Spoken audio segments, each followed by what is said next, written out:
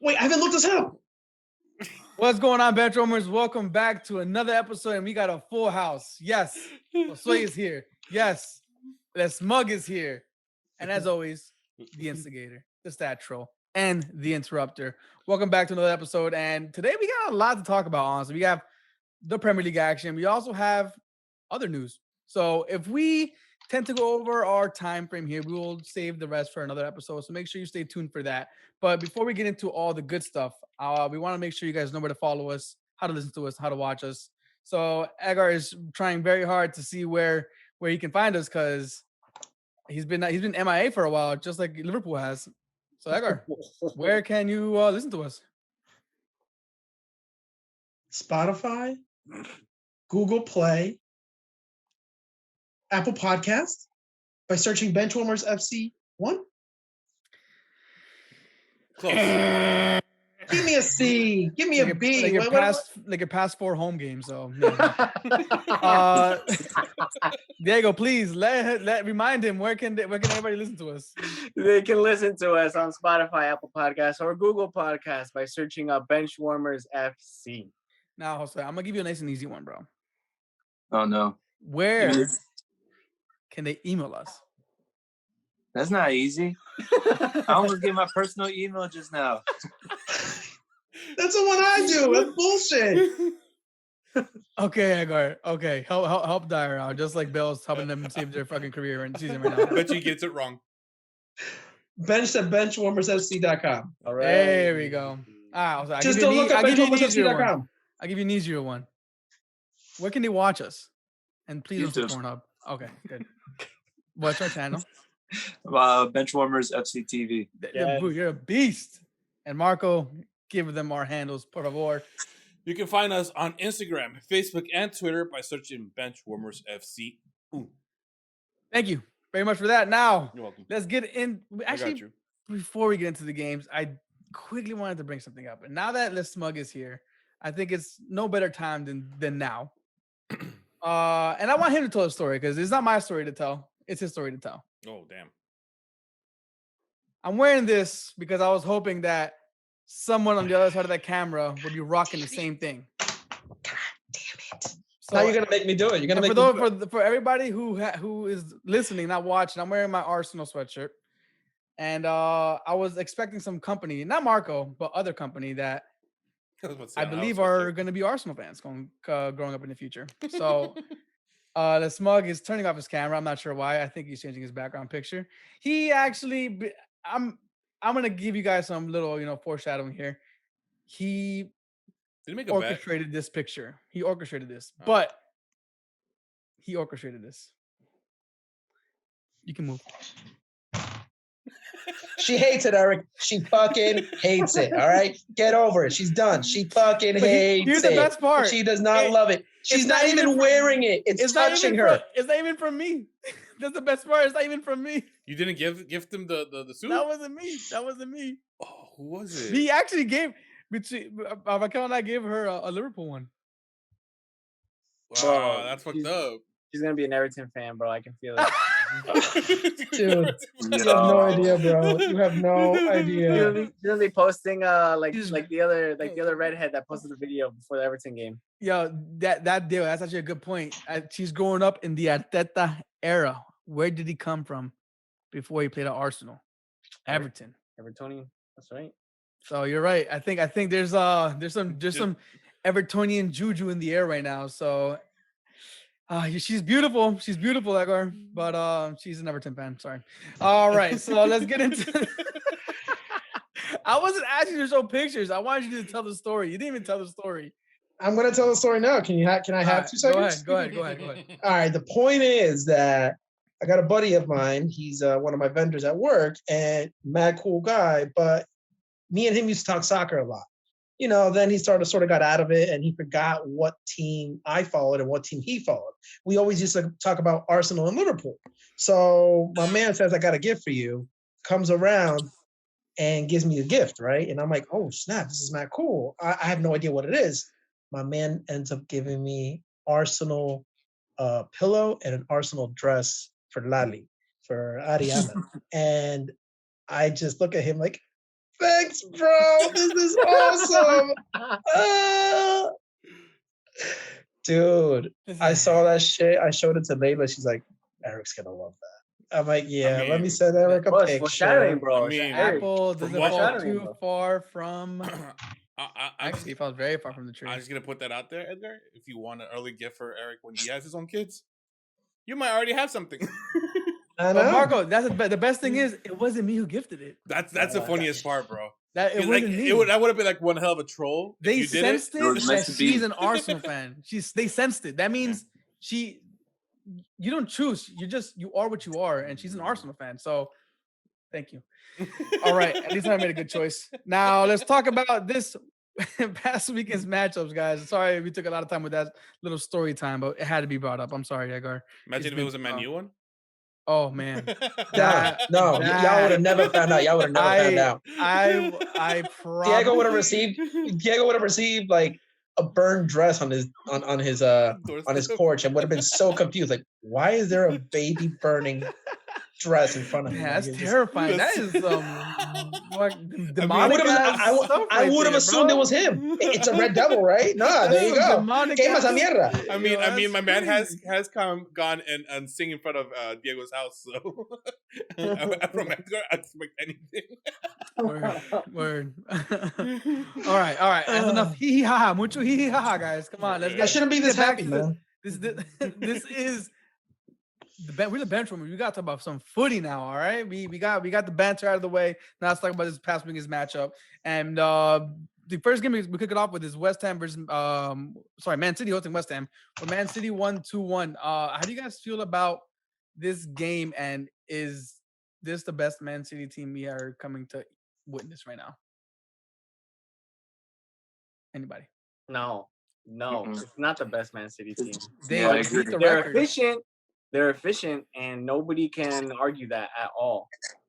They haven't. What was the stat that they got today? They haven't fallen behind in 19 straight matches, equaling Arsenal's record in 99. They have 21 straight wins in all competitions. It's a very efficient City team. But I would say though the Centurion team probably can outdo them because they just scored. Now they're just really efficient, and they take that game itself. They were behind. They scored. They're two center backs. That's the thing I can't wrap my head around. Their two center backs are scoring. Like, they just know as a whole unit, as a team, to finish out games. That to me is by definition efficient. And to your point, they could score last season, or they could score. Centurions, they could score. Now they can score and defend. Edgar, you wanted to say something? Yeah, it goes down to the fact that they're doing it different. They're doing it. They're locking down the back. That's what it comes down to. It's not them outscoring teams. It's them taking the 1-0 wins, and that's all they need. It's not even Once- 1-0. Today is an example of where all of a sudden they're like, oh, they're gonna draw. Nah, they go ahead and just put in 3 more goals. Fine, that's classic Man City. But there's been games where there's just 1-0. They get a second one, call it a day. There's no blowing out teams. They're doing it every which way this season, all types of games. They had a little bump at the beginning, COVID, bad form, whatever, no big deal. Now, dude, that's season's over. Like, start watching Serie A because that's gonna be better. When I listen to them, because now obviously I'm on the road a lot and I don't watch it as much, but I'm listening to the gameplay. The narrators are phenomenal, and it just sounds, the way they make it sound is just. And if you guys have watched it, it confirmed. The eye test is obviously different from what you hear. It just sounds like Man City are just completely smothering and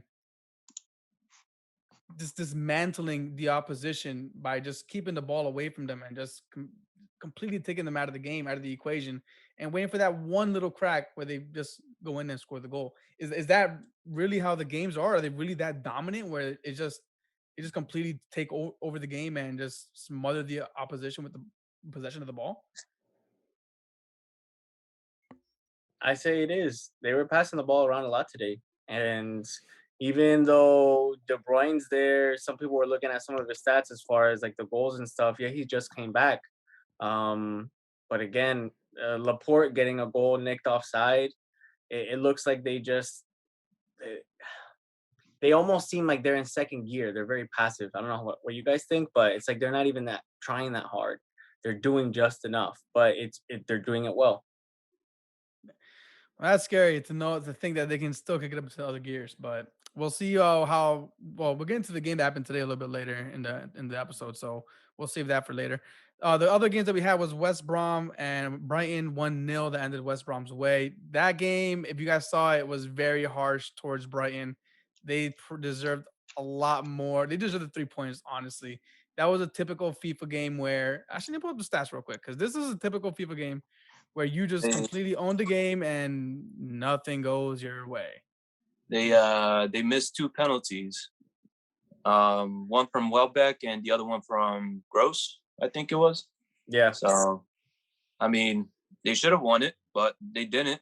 And there was some controversies with like the referee or some shit like that. Diego, want to break it down for us? Diego. Yeah, sure. So it was Lewis Dunk. They got a free kick quite a bit of ways from the box. I would say maybe about like 22, 24 yards.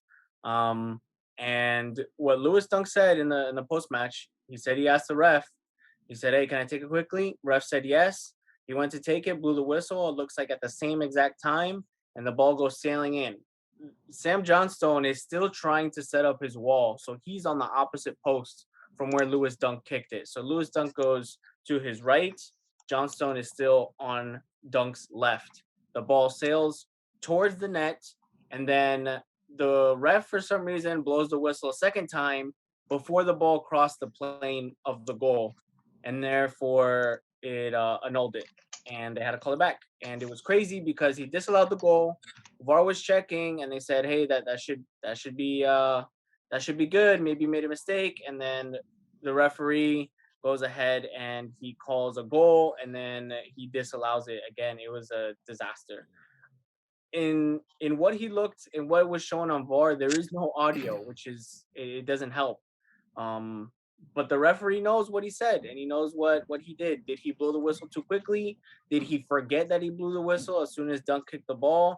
Was he giving benefit to Johnstone, who was still setting up his goal? I'm not sure. But it was definitely a bad representation of officiating in the Prem.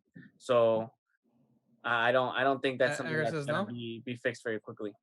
Dude, the FA is doing a very good job. They are employing equal opportunity for referees as well. They're even taking senile refs and allowing them to ref games. The guy literally forgets that he just blew the whistle and goes ahead and calls it off. I mean, come on, you got to give him credit. It's fair.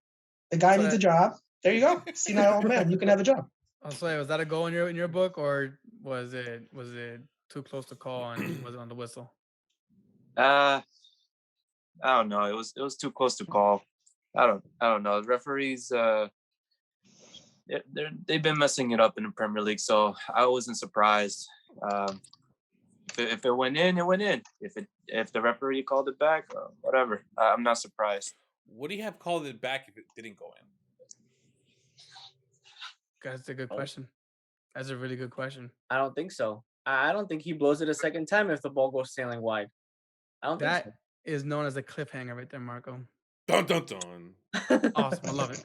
Next thing we have here is Leeds versus Aston Villa, where Aston Villa take the 3 points. Leeds continue on their roller coaster of form and season.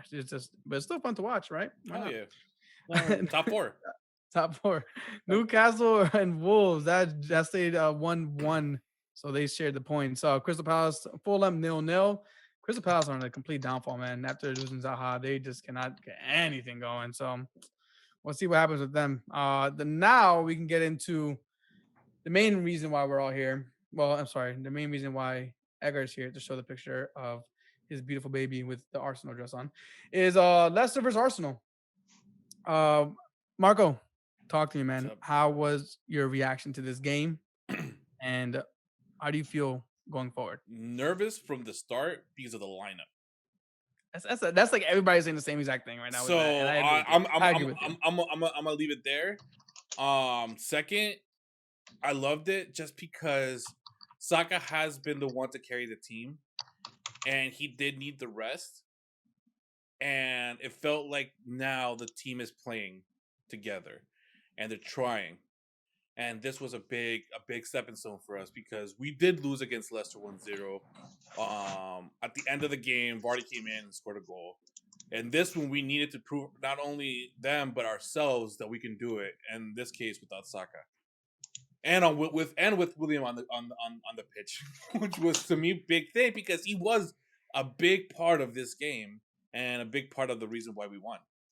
So kudos to Arsenal. Overall, kudos to Arsenal because they went out as a team and won as a team. I think this further proves our point that whatever we say here on the bench, the opposite tends to happen. So are you saying that I shouldn't give him kudos because next No, time not you. I'm saying like when we talk about the opposition or something like that. Because remember when a few episodes ago when Diego said game changer Willian, we never win a game with him, which we all agreed to. I agreed to that. You agreed to that. Look what happened. He gets 2 games in and he's essentially the reason why we win them. I'm not saying that Willian's back in any shape, way, or form, but we are, like you said, to your point, we are looking a lot better as a team. Now, I just want to quickly say one thing, and I just want to apologize to Arteta for doubting his coaching and questioning why he excluded players, so on and so forth. Trust the process. And for those of you who don't know, look at what's happening at Schalke and Fenerbahce, where Mustafi and Kolasinac are apparently doing a player revolt at Schalke. And Ozil is horrible form at Fenerbahce. So Arteta was in his 100% complete right to exclude those players after seeing how disastrous they've been at their new clubs. He saw it coming, and I wanted Ozil, but I'm happy that he got him out of the club. So Arteta, I trust you. Trust the process, Arsenal fans. Stick with it. The pain is almost done. Maybe. I don't know. Maybe not.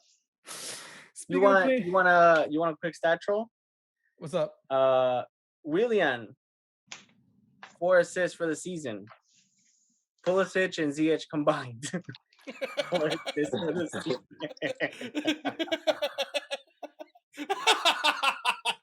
Chelsea fans out there, please make yourselves known. Make yourselves known. Oh okay, listen, numbers don't lie, baby. I'm just putting it out there. So you gotta check your boy out.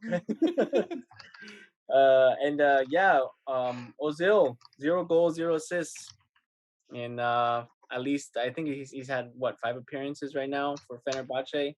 If you can't get at least one, like at least a hockey assist. In the Turkish my man doesn't want to ruin his stats, bro. Dude, it's all about the shots. Bro, he has the best stats in the Prem, man, for assisting, and they can't even do one up in the Fenerbahce. He's done. He's done. That's it. He's done. Yeah. All right, but moving on though. Speaking of stats and speaking of numbers not lying, Gareth Bale is back. Is he? A goal, assist, a goal, and then we'll talk about the results that happened later on. Dyer, how do you feel, man? How do you feel about Gareth Bale becoming prime Gareth Bale again? Dude, he's so cheesy. Look at him. Oh, is he? We're winning the league again. Oh my God, yo. We won the league at the end of February. Huh? So I was telling Diego a couple of days before the match that I 100% felt like Mourinho was going to start Gareth Bale over Bergwijn. That's true. And that's exactly what happened. And he also started Lucas Moura. That was a shock to me. Because, we had Ndombele in there, Højbjerg, but it was Lucas Moura. It looked like Mourinho wanted to go out with the all attack, and which is very surprising because Mourinho is not a very all attack player coach. He always wanted to get that one goal and defend the entire time. I was finally happy that Dyer, not me Dyer, Erik Dyer, did not start the match. Huh? You? No, you? I said Erik? You said Erik. Erik Dyer? Not Erik Dyer. Not whatever. Confuse me. Right now is when you should have the background of you. No, you. But anyways, I was so happy that I didn't see him in the starting lineup, and it was Alderweireld and Davison Sanchez who both had a terrific game. I feel like their combination in the back is phenomenal, more than Eric Dyer is with either of them, because he just messes it up. But going back to Gareth Bale, the reason why I felt like he was going to start is because he had a phenomenal match against both legs against Wolfsberger in the Europa League, and I just felt like he can lead the team in the attack more and give Kane or Son or any player that assist that they needed. And Gareth Bale, he did provide an assist. He provided an assist to Kane, and he got 2 goals himself. So I just want Mourinho to keep that attacking lineup going and keep putting Davison Sanchez and Toby Alderweireld in the center back position. And we have Reguilon back at left back. So that was really good to see. And Aurier, he stepped it up this past weekend, and hopefully he could keep that. But history shows last year we beat Burnley 5-0 at home. I mean, I know without the fans it doesn't really count as a home game, but we showed that we can beat them again 4-0, another clean sheet, and Hugo Lloris, his 100th EPL clean sheet for this past match. So we have Fulham next on Thursday. It's at Fulham. We tied to them 1-1 at home. So hopefully we can keep this attacking mentality and score some more goals like how we were in the beginning of the season against Southampton, against United. And yeah, Damn. that's what I hope. Listen, that's what I'm hoping for. I just want to ask you one question, Dar. You got Fulham next, you got Palace next, 2 very easy squads that you can stat pad against. I don't care. But then the week after that is North London Derby Part 2. Part 2. How do you feel about that? All right, so okay, I can't say they're easy matches. They should be easy matches, but we tied to both of those London teams, Fulham and Crystal Palace. That's what I'm saying. And Crystal Palace. But we have Arsenal, the following one. And, I mean, I just remember Erik's reaction after Heung-min Son's goal. He was in the car behind me, and I just saw him go like this. And he applauded to me, and that's what I'm going to see again.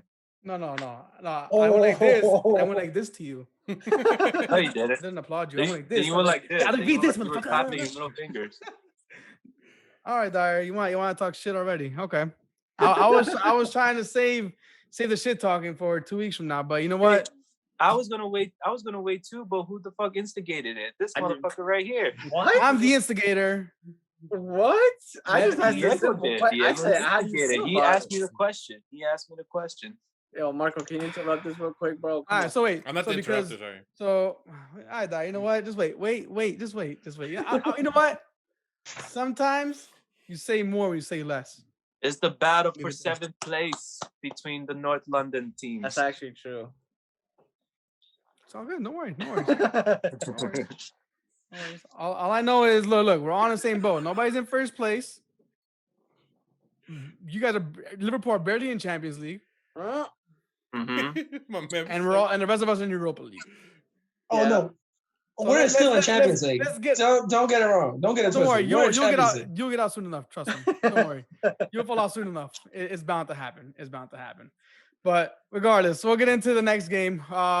Spurs won that game 4-0 against Burnley, which Burnley have been kind of on the downfall after having looks like a solid, I guess like a decent run of games. But the next one was a snooze fest, man. I'm sorry, Diego, but talk to me, man. 0-0 at Stamford Bridge, which is a good away point for you guys. Yeah, it is. I think ultimately both managers played not to lose. The stat was between Tuchel and Solskjaer, the 4 matches that they've played, United and PSG, the away teams have always won. And so definitely Tuchel was still is on a high note. We did have, however, in the words of your former great Arsene Wenger, something that I read, that he was saying, you know what, there's not anything very inspiring about this Chelsea team, and that worries me. And in his words, he was saying that they don't look creative, they don't look innovative, they don't look exciting. They're just doing enough to coast. Which, you know what, compared to how bad they were, that's why it looks like such an achievement that they have this run of games without conceding. Even the stat that came out, Lampard conceding 16 goals in his first 8 matches or something like that, compared to what Tuchel had. Anyway, both teams, they played not to lose. They played very safe. Everything across the pitch was very safe. There were no risks taken. Both teams, I think, got closer. If anything, I would say Chelsea maybe had the better chances. Mendy had some huge saves, especially one against McTominay at the end. De Gea had a huge save with the freaking concrete wrist to deny Ziyech in the second half. But 0-0. It continues United's inability to beat the Big Six. I would take respite to say that we haven't lost, but they're all 0-0 draws, and you can't really you can't progress with results like that. There has to be something better. See, I like the fact that you said that United's having trouble against the top 6, but everything that you see on social media, who they put that on? They don't put it on United. They put it on Bruno Fernandes. On Bruno. That I mean, like, that's just trying to show that like, I mean, Bruno Fernandes is a terrific player, but it just shows that the media doesn't give a shit, and they just want to try to trash talk about, you know, Bruno Fernandes against top six teams, which is fine. You know, it's fine. Before, you know, they joke about Fernandes or whatever, and we see teams like Brighton, like City, like Liverpool. Like, my point still stands. Penalties ain't that easy. You still got to put in the back of the net. I don't care if you buy them, if you flop for them, or whatever happens with VAR this season, which we've seen crazy scenarios. It doesn't matter. But definitely, it's worrisome that Fernandes hasn't been able to show up. I think it shows a lack of quality for the rest of the team, especially for players like Martial. Losing Cavani at this stage, he's been great with his experience. And I think we move on. We're still comfortably in second place, but I don't want to be complacent. They have to keep moving forward to at least secure that top 4 spot. That's what I had mentioned at the beginning of the season. You know, they may not be in the same third place, but I would want them to get more points than the 66 they did last season, which hopefully they're on course to get. Now, I know you wanted to mention something about Ollie finally.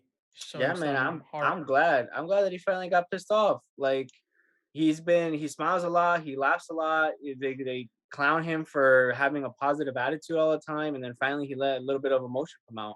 So, you know, it's good for him. I've always thought that he has that. I like how you put that. I like how you put that. They troll him for having a positive attitude. That's like a backhanded compliment or a backhanded. Yeah, they definitely do. So I don't know. At least the FA already brought out their decision. They were not going to sanction them or penalize them for what he said, for what Luke Shaw said. Some people are getting crazy and they're asking for the recordings that the ref had between the rest of the officiating officials or whatever in the bar room to come out, but I don't think that's necessary. Wait, is this over the handball?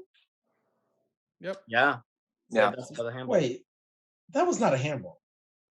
You got to be kidding me. I mean, there's a hand and there's a ball. Agar. If it's a handball, there's a hand. There's a ball right here. Come on, Will. Fuck out of here. That was. It'd be, hey, if there's a photo of it, I guarantee. If you're looking for that shit, textbook definition, dictionary, textbook definition. It was one. It wasn't above the shoulder, and 2, Agar. You know, if it would have been called, it would have been a justified penalty. And then the response is, you got to make. Bro, if that's what you need to do to keep yourself happy at night, keep talking. There you go.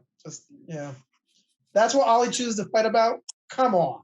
Yeah, seriously, he has so much other shit to really get pissed about, and he gets pissed because he doesn't get a little flick. Don't get it twisted. He didn't talk about that. He talked about how, you know, there was a certain slander that started against United with getting too many penalties, And he brought out the facts about it, and he said, okay, these people are talking about United getting too many, and then all of a sudden with something that should have been a penalty. Oh, don't even. And then Luke Shaw comes out. And says, wow, it could have been a penalty. The ref said, if I award this, it'll give a lot to talk about.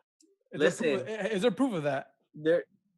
That's the thing. It will give a lot to talk about because it'll be the wrong call. Hold on. If I'm not mistaken, there is a United player that came out and said that Luke Shaw misheard that. There is no. The United press release that came out afterwards was saying that Luke Shaw may have misheard, and then afterwards the FA said, you know what, we're not going to penalize him because it didn't go anywhere. And then that's what I'm saying. All the conspiracy theorists are like, oh, they don't want to release the recordings. Maybe he did really say that. They could just solve it really quickly by. They didn't penalize him. They didn't penalize him because penalties can be called against Manchester, only in favor of. So that's why they didn't penalize him. What do you mean against Manchester? They're in the opposite box. It wasn't in the Chelsea box. I'm saying sanction him for talking shit afterwards. Oh. Wait, so you think that was a penalty? You asking me? Yeah. I'm saying by definition, yeah, it should have been a penalty. But what's definition? What do you mean by definition? That the video shows Hudson-Odoi's hand touching the ball. But that's not that's not a handball though. That's not the definition of a handball. No, so it's not in an unnatural position. No, you're taking it very literal. It is in a natural position because they're coming together. Right. And secondly, his arm is not above his shoulder. I don't know, man. And you can see Greenwood's arm hitting him.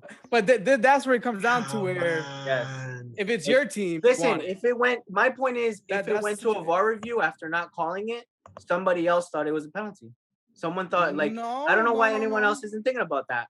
The play went on, there was no penalty called, and then the VAR official communicated to sort out well, and he said, you gotta look it over. Every time there's a handball, intentional, unintentional, there's always a check.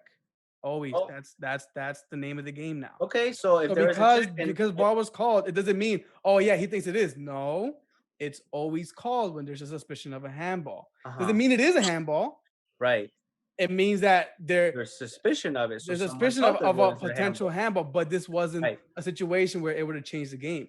First of all, the ball was going away from the goal. Right. If you want to get very literal, the ball was going away from the goal. There was no goal threat at this point. The ball didn't even change direction on top of that.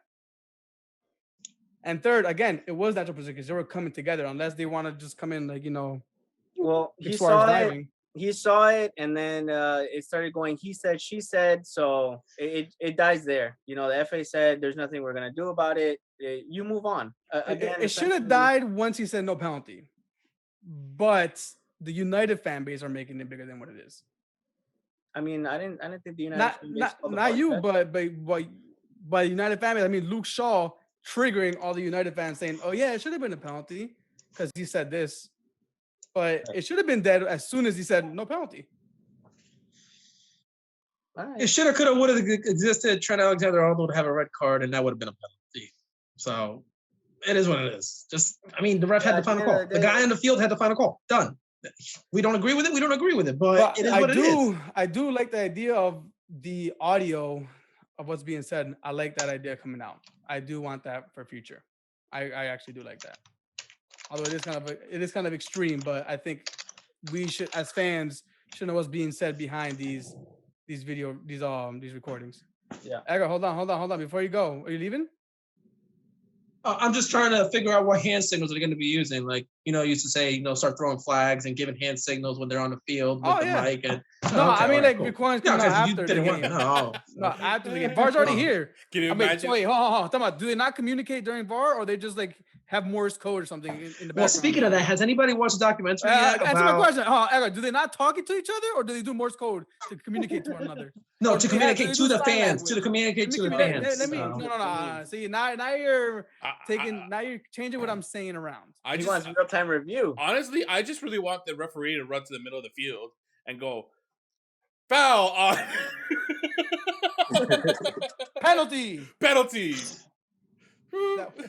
Banderitas de todos colores. Erik, do you realize if you could do that, how awesome you'll look on the field when you start throwing out your pink flags and your red flags and your different color flags when you start reffing? Come on. need You would make it interesting. I need my mini Arsenal fan to be my sideline ref too. Can we move on?